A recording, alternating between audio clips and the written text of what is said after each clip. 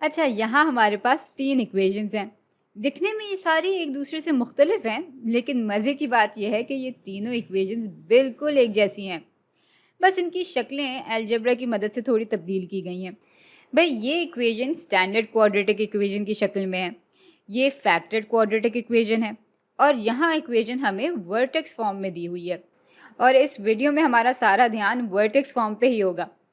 भाई, हम ये नहीं देखेंगे कि इस शक्ल से इस शक्ल पे कैसे आते हैं, बल्कि सच पूछें तो हम बस वर्टेक्स फॉर्म की खूबियों के बारे में बात करने वाले हैं।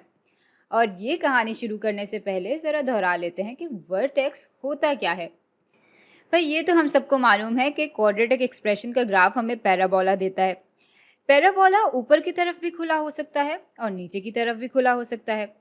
फिलहाल इस एक्सप्रेशन पे गौर करेंगे तो इसका ग्राफ कुछ इस तरह का बनेगा, यानी ये पैराबोला ऊपर की तरफ खुला हुआ होगा और इस पैराबोला के लिए वर्टेक्स होगा ये नुक्ता, जो कि इस ग्राफ का सबसे निचला नुक्ता है, क्योंकि फिर ग्राफ ऊपर की तरफ ही जाता रहता है। इस नुक्ते पे x की कदर ये होगी और y की कदर ये होगी। अच्छा, अब सवाल ये पैदा होता है कि इन बातों से वर्टेक्स फॉर्म का क्या लेना देना।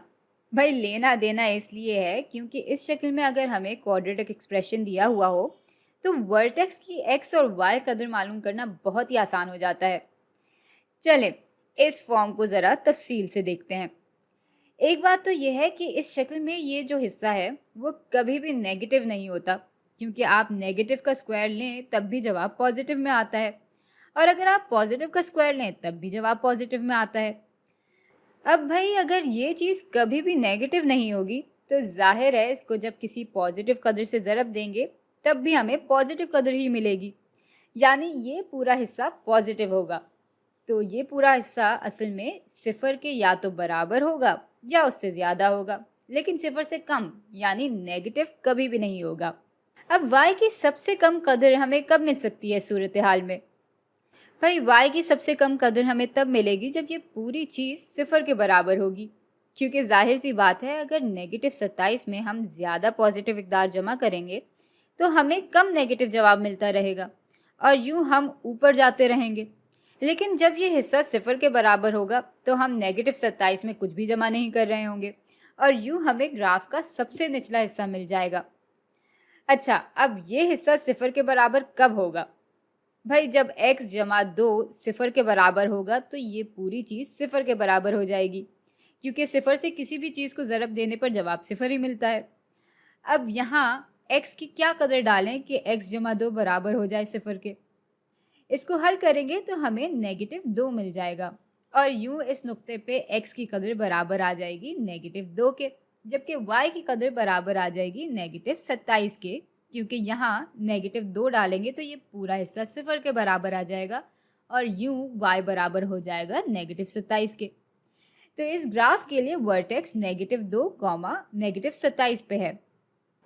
तो ये बहुत सारी मालूमात हमें एक साथ मिल गई है, इसलिए ज़रा इसको पुख्ता करते हैं और वर्टेक्स फॉर्म की एक और मिसाल देख लेते हैं। और इस दफ़ा नीचे से खुला हुआ पैराबोला लेते हैं।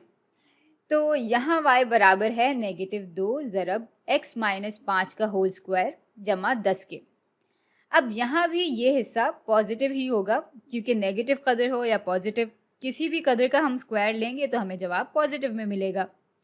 और चूंकि हम इस पॉजिटिव कदर को नेगेटिव कदर से ज़रब दे रहे होंगे यहाँ पे, तो ये पूरा हिस्सा हमें नेगेटिव कदर देगा, यानी ये पूरा हिस्सा सिफर के बराबर होगा या उससे कम होगा। अब इस हिस्से की जो भी कदर होगी वो इस 10 से माइनस हो रही होगी।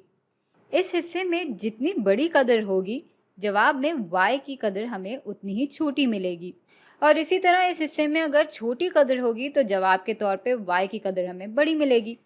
और इस लिहाज से हमें सबसे बड़ी कदर जवाब में तब मिलेगी जब ये हिस्सा सिफर के बराबर होगा।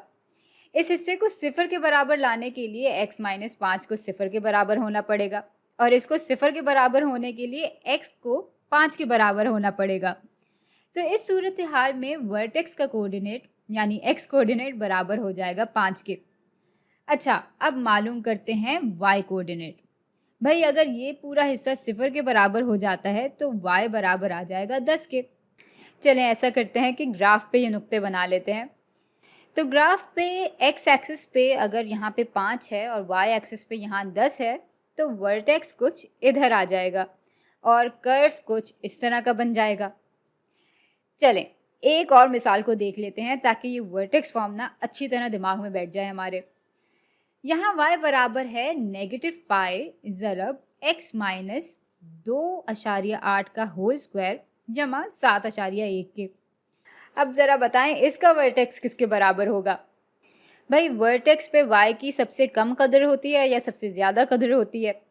अब ये तो हमें नहीं मालूम कि ये पैराबोला ऊपर से खुला हुआ होगा या नीचे से खुला हुआ होगा, लेकिन पिछली दोनों मिसालों को देखकर हमें ये ज़रूर मालूम हो गया है कि y की सबसे बड़ी कदर या सबसे कम कदर तभी मिलती है जब ये पूरा हिस्सा 0 के बराबर होता है, और इसको 0 के बराबर होने के लिए इस हिस्से को 0 के बराबर होना पड़ेगा। जब ये 0 होगा तो इससे जिसको भी ज़रब देंगे तो वो भी 0 हो जाएगा। अच्छा, यहाँ x माइनस 2.8 को 0 के बराबर होने के लिए x को बराबर होना पड़ेगा पॉजिटिव 2.8 के, तो x कोऑर्डिनेट 2.8 के बराबर आ जाएगा। अब जब x की ये कदर हम यहाँ डालेंगे तो ये 0 के बराबर हो जाएगा, इससे इसको ज़रब देंगे तो ये पूरा हिस्सा 0 के बराबर हो जाएगा और y बराबर आ जाएगा पॉजिटिव 7.1 के। तो इस क्वाड्रेटिक एक्सप्रेशन के लिए हमारा वर्टेक्स ये होगा। और अब शायद आपको समझ में आ गया होगा कि इस शक्ल को हम वर्टेक्स फॉर्म क्यों कहते हैं। भाई इस शक्ल में अगर हमें क्वाड्रेटिक एक्सप्रेशन दिया हुआ हो तो हम फ़ौरन वर्टेक्स के कोऑर्डिनेट्स मालूम कर सकते हैं। तो ये थी पूरी कहानी और अब मिलते हैं अगली वीडियो में।